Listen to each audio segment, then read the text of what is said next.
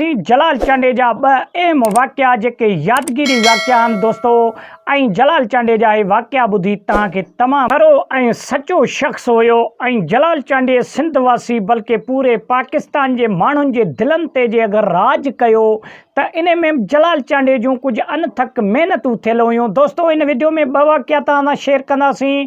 हिकिड़ो शख़्स सीधे वारे दुकान जो वाक़ियो आहे ऐं हिकिड़े शख़्स जो शादीअ जो वाक़ियो आहे। त दोस्तो जलाल चांडियो बेशुमार ग़रीबनि जी मदद कई ऐं जलाल चांडे वटि जेको बि शख़्स ईंदो हुयो तमामु बेरोज़गार आया माली मदद लाइ ईंदो हुयो त माली मदद जलाल चांडियो कंदो हुयो।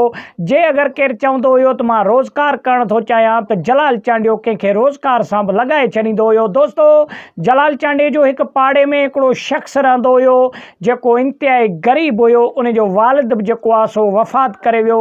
कमाइण जो को ज़रियो न हुयो। सस्ताई उन टाइम में जेको आहे सो ॾाढो जेको आहे सो सस्ताई जो बि टाइम हुयो, लेकिन रोज़गार जी किल्लत हुई ऐं माण्हुनि वटि गुरबत बि ॾाढी हुई। त दोस्तो उहो शख़्स जलाल चांडे वटि आयो त जलाल चांडे खे अर्ज़ु कई त जलाल चांडिया मुंहिंजे घर वटि जाइ बि आहे ऐं हिन पाड़े में सॼे में दुकान बि कोन्हे को, मुंहिंजी थोरी माली मदद करे मूंखे हिते को रोज़गार खोले ॾिनो वञे त जीअं मां पंहिंजो बाइज़त रोज़गार कमाए सघां। त जलाल चांडे उनखे उन टाइम में लख रुपया ख़र्च करे सीधे जो दुकान खोले ॾिनो जेको बाइज़त तरीक़े सां उहो शख़्स रोज़गार करणु लॻो ऐं सॼे पाड़े में दुकान न हुजण जे करे उन जो रोज़गार भलियो। त दोस्तो जलाल चांडियो खोड़ सारनि शख़्सनि खे रेढ़ियूं वठी ॾिनियूं, रक्षा वठी ॾिना ऐं घोड़े गाॾियूं वठी ॾिनियूं माण्हुनि खे रोज़गार करण जे लाइ त बाइज़त रोज़गार कजे।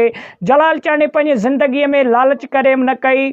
जलाल चांडे जेका बि मौसीक़ी ॻाई उहा दिलि सां ॻाई, तॾहिं जलाल चांडियो हिंद सिंध में मशहूरु थियो। दोस्तो जलाल चांडे जो जॾहिं उरूज हुयो त जलाल चांडियो झंग झर थर में गॾ गाॾे वारो चाहे बन्नी वारो हुजे त जलाल चांडे जा गीत ॿुधंदो रहंदो हुयो। त दोस्तो जलाल चांडे वटि हिकिड़ो मुलाज़िम हुयो जंहिंजी शादीअ जो मसइलो हुयो। दोस्तो जलाल चांडे उन जो शादी कराए पंहिंजे पैसनि मां पंहिंजे ख़र्च ते उन जी शादी कराए। दोस्तो जलाल चांडे उन खे जेको घोर मिलियो, जेके हार मिलिया उहे बि उन खे तोहफ़नि तौरु ॾेई जेको आहे सो अहिड़ो दरवेश शख़्स हुयो जलाल चांडियो जेको कॾहिं बि पैसे जी लालच न कई ऐं ग़रीबनि जी मदद कंदो हुयो। उन खे तमामु घणी ख़ुशी मिलंदी हुई जॾहिं ग़रीब ख़ुशि थींदो हुयो, जॾहिं को साहिल उन वटि ईंदो हुयो ओताक ते त जलाल चांडियो उन्हनि जी मदद करे, माली मदद करे, मानी उन्हनि खे खाराए ऐं जलाल चांडे खे रूहानी सुकून मिलंदो हुयो। दोस्तो जलाल चांडियो